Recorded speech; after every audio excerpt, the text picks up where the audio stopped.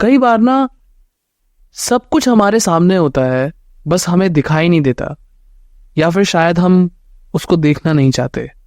मंजिल का भी एक समय होता है और इंतजार हार नहीं होती। अरे ये सेकंड पार्ट में ज्ञान की बातें कहाँ से आ गई? ये ज्ञान की बातें नहीं है, कहानी का सार है। और जब तक सार नहीं समझोगे ना, तो कहानी को महसूस ही नहीं कर पाओगे। तो देर किस बात की, शुरू करें? तो जैसे कि आप जानते हैं कि ये कहानी है वीर और उसके अनसुलझे सवालों की। और जब वीर अपनी माँ को ढूंढते हुए अनाथ आश्रम पहुंच जाता है। अगर हमारी स्टोरी का पहला पार्ट नहीं देखा है तो पहले आप इसका फर्स्ट पार्ट देखिए, जिसकी लिंक डिस्क्रिप्शन में प्रोवाइडेड है। तो अचानक वीर वहां पहुंचा और डरा हुआ वीर न जाने क्यों एकदम से रोता हुआ वीर बन गया।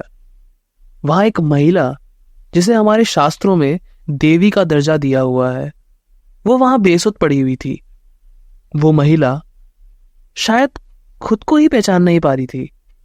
और ये कोई फिल्म ही नहीं थी कि वो वीर को देखते ही उसको एकदम से पहचान जाए कि अरे ये तो एकदम से उसको याद आ गया है, वीर तो उसी का बेटा है, और ये सब एकदम से एक फैंटेसी की तरह उसके सामने आ जाती। पर ये फिल्म नहीं, ये एक रियलिटी थी।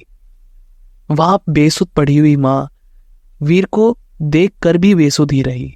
तो रोता हुआ वीर आगे बढ़ने लगता है।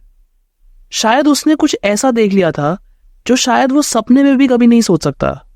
और स्पेशली अपनी माँ के लिए वीर उस घर में जो दूसरी लेडी थी उनके पास जाता है और कहता है कि आप कौन हो, आप क्यों हो, कैसे हो, कौन हो आप। उसको खुद को समझ नहीं आ रहा था कि वो क्या पूछ रहा है और क्या पूछना चाहिए उसको और क्या सही है, क्योंकि वो एकदम कंफ्यूज था। वो औरत वीर को रोते हुए देख रोने लगती है और बोलती है, तेरी ही मौसी हूं बेटा, सीमा। हम मजबूर थे, तब हमारे पास दूसरा कोई रास्ता ही नहीं था। रोते रोते वीर बोलता है, मुझे फिर भी जानना है कि आखिर हुआ क्या, क्यों अकेले छोड़ दिया मुझे, ऐसा क्या हुआ। तो वो औरत कहती है कि ये उन दिनों की बात है जब हम अपना बचपन खत्म करके दुनिया को सीखने चले थे। तभी हमारे गांव में तुम्हारे नाना, यानी कि हमारे पिताजी, उनका एकदम से देहांत हो गया था। तब तुम्हारी माँ रीमा देवी की उम्र 17 थी और मैं बस 14 बरस की थी। हमारी माँ हमें छोड़ के पहले ही चली गई थी और भाई का प्यार तो हमें कभी मिला ही नहीं था। और उन दिनों रही सही कसर तुम्हारे चाचा ने पूरी कर दी थी। हमारी जमीन को हड़प के, हमारी जमीन पे कब्जा करके, हम दो बहनें जिन्हें ना जमाने की समझ थी ना किसी चीज की, हम वहां लड़ तो रहे थे, लेकिन हम बस लड़ ही रहे थे अपने हक के लिए। कोई वहां सपोर्ट में नहीं आया हमारे, क्योंकि हमारे पास उस समय ताकत और पैसा तीनों ही नहीं थे। तो इज्जत होते हुए भी हमारी कोई इज्जत नहीं करता था। तो एक दिन हम प्रधान जी के पास गए और हमने उन्हें कहा कि प्रधान जी, आपका कर्तव्य है कि आप हमें न्याय दिलाएं, हमें न्याय चाहिए। हम भगवान को नहीं बुला सकते, लेकिन आपको तो बोल सकते हैं कि हमें न्याय दो, हमें हक दो, हमें हमारी जमीन दो। तो प्रधान बोलते हैं कि मैं मजबूर हूं बेटा, तुम्हारे चाचा तुम्हारे पापा जैसे श्रीमान नहीं है, वो एक हैवान है। उनकी कब्जी जमीन का विरोध करने की हिम्मत मुझ में भी नहीं है। उसके पास फौज है, उसके पास पैसा है, उसके पास सब कुछ है, और मेरे पास कुछ नहीं है उससे लड़ने के लिए। मैं तुम्हारी कैसे सहायता करूं? मेरी पावर उसके सामने कहीं तक भी टिक नहीं पाएगी। फिर प्रधान जी एक आस देते हुए कहते हैं कि हाँ, हम शायद एक ट्राई कर सकते हैं।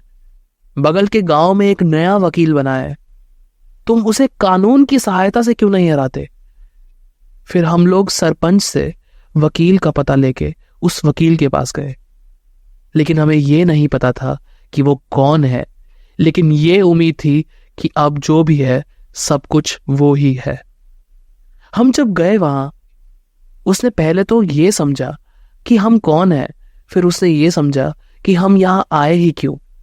शायद अभी तक किसी ने ये समझने की कोशिश नहीं की थी जो उसने की, और इसी चीज ने हमें एक हौसला दिया। उसने सब सुना और वो बोले कि बहुत गलत हुआ तुम्हारे साथ, लेकिन अब आगे कुछ भी गलत नहीं होगा।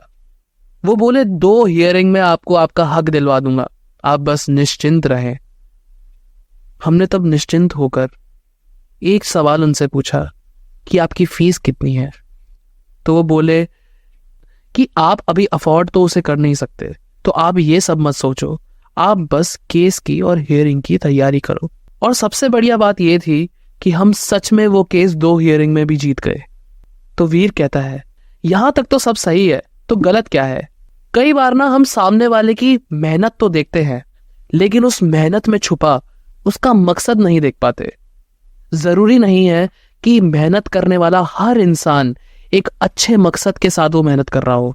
और आगे के पार्ट में हम यही जानेंगे कि उस वकील का, उस चाचा का या किसी का भी मकसद क्या था, इस कहानी का सार क्या था। और वो जानने के लिए बने रहिए इसी स्टोरी में। Thank you for watching. Good bye.